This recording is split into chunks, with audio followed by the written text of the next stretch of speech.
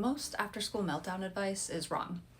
Not because the strategies are bad, but because nobody teaches you how to know which strategy your child actually needs. Is it snack, quiet, movement, connection, headphones?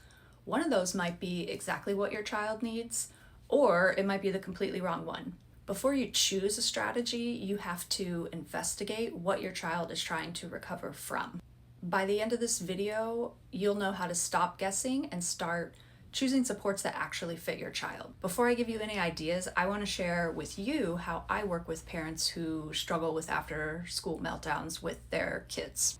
I could tell you every child needs a snack after school, but that's not actually true.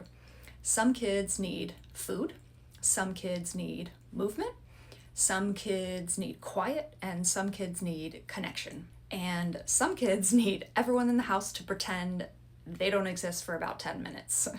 And honestly, that's okay, because I don't want you memorizing my list. I want you learning how to investigate your child.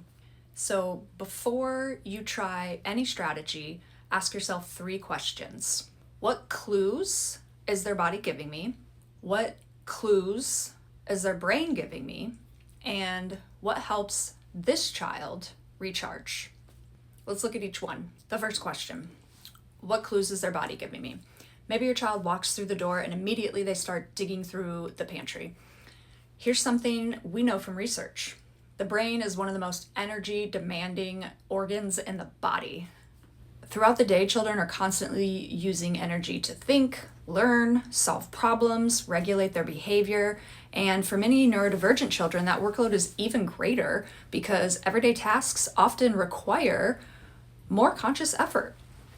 By the end of the day, their energy reserves may simply be running low. That's the reason hunger can make emotional regulation and problem solving even harder. So if your child's asking for food before they can do anything else, their body might be saying, I need fuel before I can do anything else. Maybe today's charger is a snack, some water.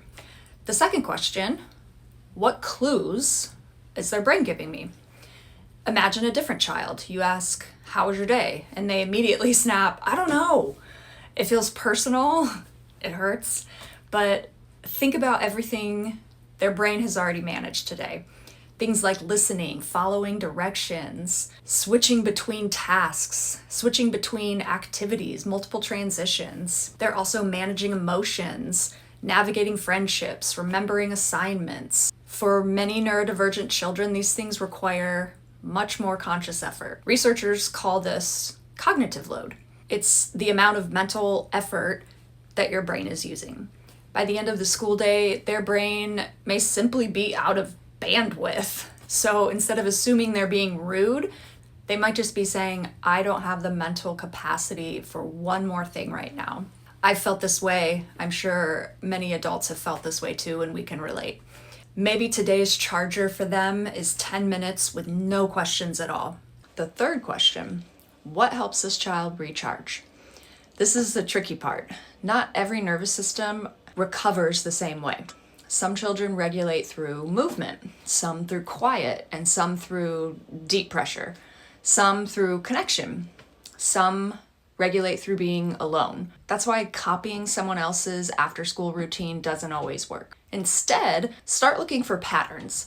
When does your child seem to recover the fastest? What fills their battery back up? Because once you know what your child is recovering from, choosing the right support becomes much easier. The next time your child melts down after school, I don't want your first thought to be, which strategy should I try? I want your first thought to be, what clues is my child giving me? Because behavior is information. The better you get at gathering all the clues, the less you'll have to guess. And the more you'll discover what actually helps your child recharge. I'd love to hear from you. What's the very first clue your child gives you after school? Let me know in the comments.